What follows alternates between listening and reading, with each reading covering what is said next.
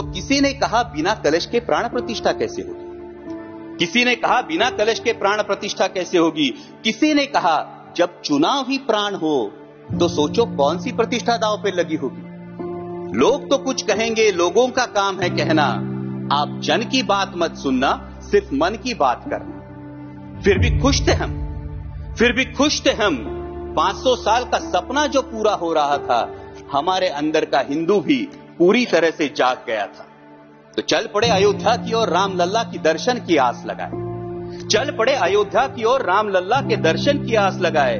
जो सामने नजारा देखा वो देखकर दंग रह गए।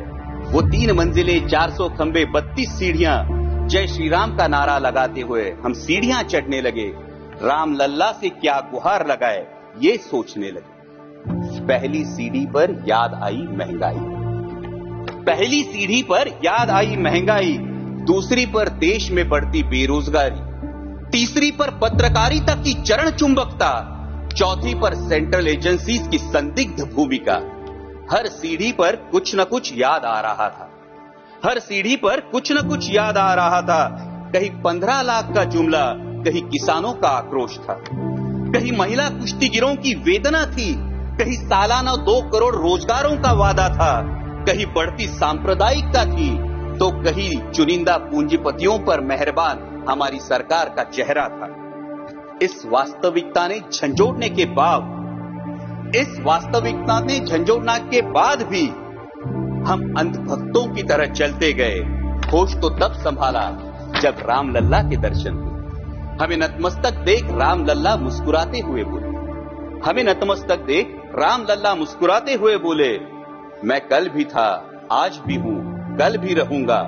जितना इस मंदिर में हूं उतना ही तुम्हारे मन में रहूंगा। लेकिन याद रखना हमेशा, लेकिन याद रखना हमेशा, मैंने त्रेता युग में रामराज जलाया था, तुम कलियुग में जीते हो जहां संविधान ने गणराज जलाया है। धर्म समाज का किनारा जरूर है, धर्म समाज का किनारा जरूर है, लेकिन देश एक बहती धारा है। किनारे को धारा के बीच में लाया तो प्रवाह अड़ जाता है, प्रगति के पथ से हट जाता है। इसलिए धर्म का ठेकेदार नहीं, पहरेदार बनना चाहिए। इसलिए धर्म का ठेकेदार नहीं, पहरेदार बनना चाहिए। तुम रहो न रहो, वो रहे न रहे, ये देश रहना चाहिए, देश का संविधान रहना चाहिए, देश का लोकतंत्र रहना चाहिए, ये देश रहना चाहिए। जय हिंद, धन्यवाद।